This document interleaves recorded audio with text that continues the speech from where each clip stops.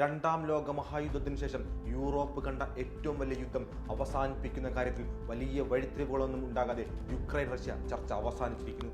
അബുദാബിയിൽ അമേരിക്കയുടെ നേതൃത്വത്തിൽ നടന്ന 2 ദിവസത്തെ ചർച്ചകളാണ് വ്യാഴാഴ്ച അവസാനിച്ചത്. നിർണായക പ്രഖ്യാപനങ്ങളൊന്നും ഉണ്ടായില്ലെങ്കിലും ചില സുപ്രധാന തീരുമാനങ്ങൾ ഈ യോഗത്തിൽ ഉണ്ടായിട്ടുണ്ട്.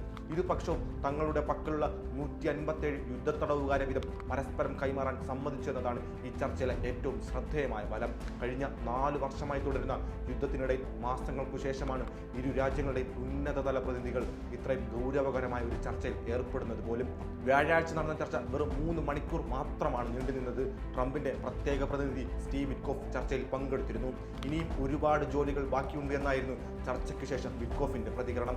അമേരിക്കൻ വിദേശകാര്യ സെക്രട്ടറി മാർക്കോ റൂബിയോയും ചർച്ചയിൽ സജീവമായി തന്നെ പങ്കെടുത്തിരുന്നു. മുൻപത്തെ അപേക്ഷിച്ച് ഇത്തവണ ഇരു രാജ്യങ്ങളും തങ്ങളുടെ മുതിർന്ന സൈനിക രഹസ്യാന്വേഷണ ഉദ്യോഗസ്ഥരെയാണ് ചർച്ചയ്ക്കായി അയച്ചിരുന്നത്. ഇത് ചർച്ചയുടെ ഗൗരവം വർദ്ധിപ്പിച്ചെന്നും യുദ്ധം അവസാനിപ്പിക്കാൻ ഇരു രാജ്യങ്ങളും ആത്മാർത്ഥമായി ആഗ്രഹിക്കുന്നതിന്റെയും തെളിവാണെന്നുമാണ് അന്താരാഷ്ട്ര നിരീക്ഷകർ കരുതുന്നത്. ചർച്ചകൾ ക്രിയാത്മകമായിരുന്നു എന്നാണ് യുക്രൈൻ പ്രസിഡന്റിന്റെ ഓഫീസ് മേധാവി കിറിലോ ഡുഡോനോവ് പ്രതികരിച്ചത്. സമാധാന ചർച്ചകൾ തുടരുമെന്നും പ്രസിഡന്റ് വ്ളാഡിമിർ സെലൻസ്കി വ്യക്തമാക്കിയിട്ടുണ്ട്. ചർച്ചകളിൽ പുരോഗതിയുണ്ടെന്നും മുന്നോട്ടുള്ള നീക്കം ശുഭകരമാണെന്നുമാണ് റഷ്യയുടെ പ്രതികരണം. ചർച്ചകൾ പുരോഗമിക്കുന്നുണ്ടെങ്കിലും സമാധാന കരാറിലെത്താൻ പ്രധാനമായും 2 തടസ്സങ്ങളാണുള്ളത്. അതിൽ പ്രധാനം റഷ്യയുടെ കടുത്ത നിലപാടാണ്. കിഴക്കൻ ഡോൺബോസ് മേഖല റഷ്യയ്ക്ക് മുഴുവനായും യുക്രൈൻ വിട്ടു നൽകണമെന്ന വാശിയാണ് പുടിൻ. കൂടാതെ യുക്രൈന്റെ സൈനിക ശക്തി പരിമിതപ്പെടുത്തണമെന്നും പാശ്ചാത്യ സൈന്യത്തെ വിലക്കണമെന്നും റഷ്യ ആവശ്യപ്പെടുന്നുണ്ട്.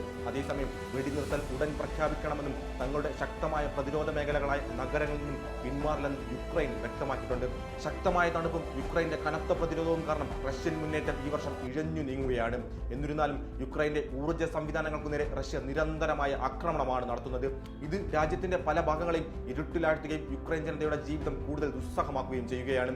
യുദ്ധം നേതാക്കൾ തമ്മിലാണെങ്കിലും ദുരിതം അനുഭവിക്കേണ്ടി വരുന്നത് സാധാരണ ജനങ്ങളാണെന്നാണ് ഈ സംഭവം നമ്മോട് അടിവരയിട്ട് പറയുന്നത്.